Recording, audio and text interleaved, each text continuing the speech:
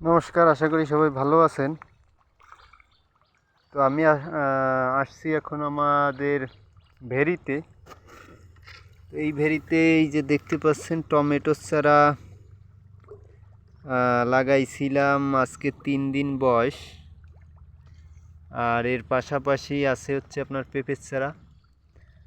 তো এই ভেরিটা এর আগে পরে টমেটো চাষ করা হয় নাই, যদিও এবছর নতুন চাষ করলাম। তো দেখি কি হয়।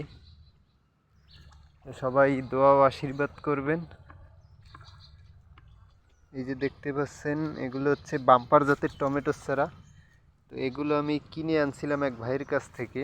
আমার যে চারা, সেই চারার গোট এর চেয়ে অনেক ভালো, আপনাদের এর আগের ভিডিওতে দেখিয়েছিলাম। তো তারপরে যাই হোক, সবাই দোয়া ও আশীর্বাদ করবেন।